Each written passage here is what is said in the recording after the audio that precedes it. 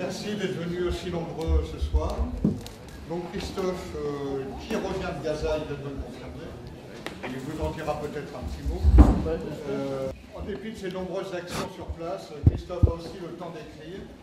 Il va nous parler aujourd'hui d'un ouvrage qui vient de sortir, Le chemin de la cour, les dirigeants israéliens dans la Cour pénale internationale, et son autre livre qui s'appelle Quelle est la blancheur de vos blancs, quelle est la noirceur de vos noirs, que malheureusement je n'ai plus car l'éditeur nous a fait un peu faux bon, on avait donc très peu. Et vous pourrez éventuellement trouver à la librairie son ouvrage précédent, La vallée des fleurs, et également un livre qu'il a préfacé qui est très intéressant, qui s'appelle Journaux de prisonniers de Norma Hassim, qui est un livre qui recense les journaux écrits en prison, notamment par les gens qui ont été libérés, qui se retrouvent maintenant à Gaza. Voilà, donc Christophe va nous parler de tout ça. Alors, La vallée des fleurs, juste deux mots. Ça, c'est un livre que j'avais présenté il y a un an ici. C'est un livre qui raconte l'histoire de l'expulsion de 400 sympathisants du Hamas et du djihad islamique en 1992, juste au moment où les accords d'Oslo allaient s'amorcer. Donc, c'était important d'écarter une opposition potentielle. Ils ont été expulsés au Liban, dans la neige, en décembre, c'était à peu près ces jours-ci, vers le 13 décembre, si je me souviens bien. Et ils ont fait un buzz médiatique, il n'y avait pas Internet, il n'y avait pas tout ça, mais ils ont décidé de rester sur la frontière, dans la montagne, dans la neige, et de se serrer les uns contre les autres, un peu comme les manchots, vous voyez, au Groenland. Évidemment, ça a surpris, les journalistes sont arrivés, ça a été un véritable buzz, et ils ont enfin pu connaître leurs revendications, comment ils voyaient l'évolution. Il y avait des intellectuels, il y avait 17 professeurs d'université, il y avait des médecins, des étudiants. Ils ont créé une université en s'asseyant sur des cailloux, ils ont fait passer des diplômes, etc.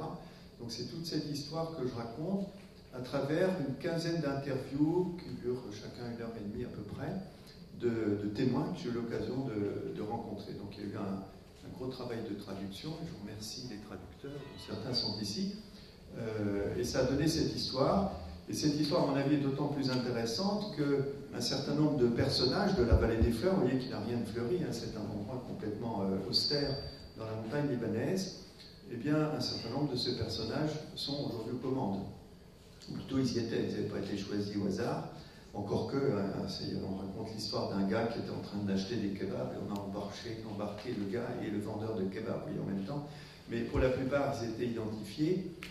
Et c'est par exemple, quand je dis ils sont aux commandes, ils ne sont plus depuis l'accord d'avril 2014, c'est-à-dire Ismaël Haniyeh, Mahmoud Zahar, le doyen de la faculté de médecine, des profs d'université, puis aussi d'autres gens. Et donc c'est l'histoire un peu fondatrice du Hamas. C'est, disons, le moment où le Hamas a été sous le feu des médias internationaux. Pour la première fois, on a découvert qu'il existait.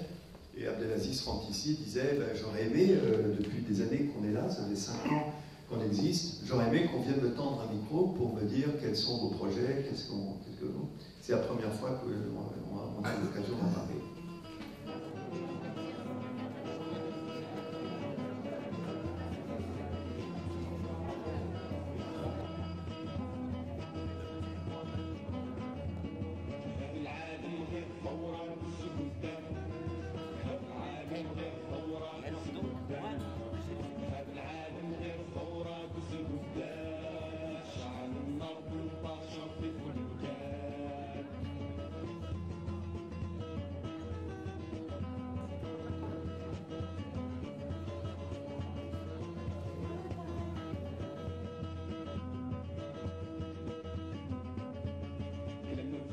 ما يبقى فيها تخمم لما تفسر ما